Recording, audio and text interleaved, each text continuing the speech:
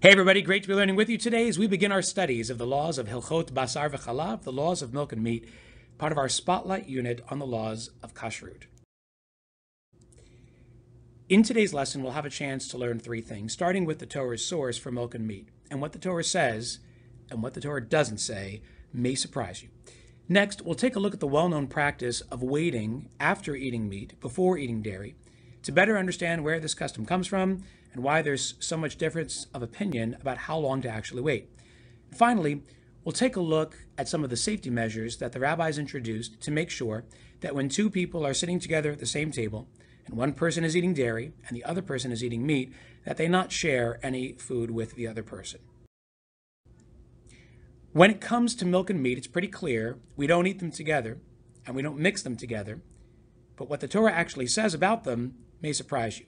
And that's because the Torah doesn't say anything about eating meat or milk together at all. The Torah is very specific in its definition of this law. It says the following: Lo tivashel gedi b'chalev imo. A gedi is a goat. And the Torah mentions this verse not once, not twice, but three times in three different places in the Torah. Lo tivashel gedi, do not cook the meat of a goat, b'chalev imo, in its mother's milk. And based on this very narrow definition, lo tevashel gedi, don't cook the meat of a goat, b'chalev imo, in its mother's milk, we learn out three very specific laws. The first law that we learn out from lo tevashel gedi b'chalev imo is that a person should not eat milk and meat together. That's something that's derived from the laws. Then we take the literal meaning of don't cook it, lo tevashel bishul, and we say not only can you not eat them, you can't even cook them together. Finally, we learn out one final application from the fact that this pasuk is repeated three times, and that is that you cannot benefit from a mixture of milk and meat. In other words, a person cannot have some financial gain from a mixture of milk and meat. You can't sell it, you can't feed it to an animal, you can't have any other material benefit from it. And these three laws, don't eat it, don't cook it, and don't benefit from it, are all learned out from the same pasuk, lo tevashel gedi b'chalev imo, do not cook the meat of a goat in its mother's milk. But the fact that the Torah specifically says lo tevashel, which teaches us not to eat it, actually introduces a well-known practice of waiting between milk and meat so that a person never comes close to eating milk and meat together at the same time. You know, if a person were to eat a piece of meat and then wanted to eat something dairy like ice cream, a person would have to wait a certain amount of time. And here, the amount of time that a person has to wait will vary based on your own practice. Some people will wait only 3 hours. So if they ate it at 1:30, they'd have to wait till 4:30 to eat the dairy. Others maintain that you have to wait a total of 6 hours after eating meat before you eat dairy. So you'd have to wait till 7:30 p.m. before you could enjoy your ice cream sundae. And this, of course, depends on the custom. And we'll talk in class about where these customs come from and why different people, based on where their family ancestry is from, may wait different amounts of time after eating meat before they eat dairy. But one thing is very clear. No matter how long you wait, everyone agrees that there are two specific reasons for why we have to wait. Here, we look at two very almost physical reasons or physiological reasons as to why a person would have to wait after eating meat before eating dairy. The first is that when a person eats meat, because of the texture of meat, because of its consistency, it's possible and maybe even probable that some of the meat was stuck in your teeth and remains behind after you finished eating it. Well, so long as that meat is there, any dairy that you would eat afterwards would be technically mixing, and we can't do that.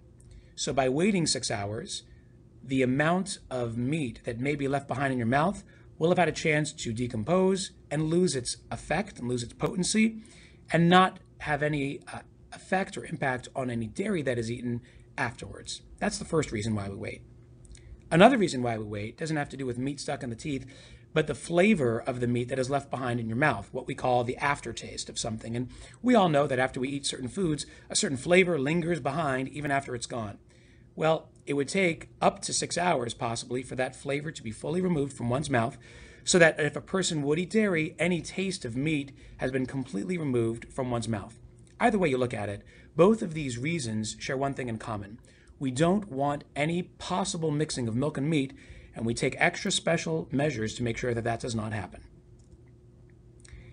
This brings us to the topic of eating milk and meat at the same table. And in general, a person should always, if they're having milk and meat at the same table, make sure that there's no possibility that the two foods would be shared between the two different people at the table. That, of course, would be leading to a mixture of milk and meat, of eating them together. The solution is a heker. A heker is an unusual item that is put on the table to remind two people who happen to be sitting together not to share their food.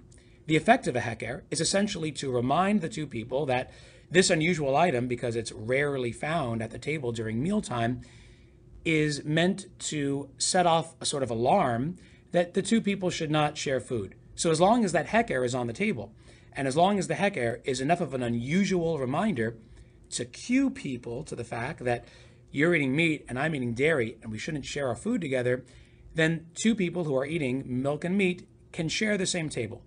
Otherwise, people eating milk and meat really shouldn't be eating together at the same table for fear that they may share their food. In class, we'll talk about some real-life applications of what a heker could be and how to use it at the table when two different people who are eating milk and meat are sitting together at the same time. So let's recap what we did today. We had a chance to explore the pasuk of Lo Tavashel Gedi B'Chalei V'Imo, which is the Torah's source for not eating milk and meat together, cooking milk and meat together, or benefiting from any mixture of milk and meat. We had a chance to look at the reasons for why a person waits after eating meat before eating dairy, and we also had a chance to explore the concept of a heker, an unusual item that is found on the table that allows two people, one of whom is eating dairy, the other is eating meat, to sit together and enjoy their meal without a concern of sharing their food together. These are some of the things that we'll cover together in class in greater detail. But right now we have a great start to the laws of Basar v'Chalav. I'm looking forward to continuing our conversation and to deepening our learning when we return.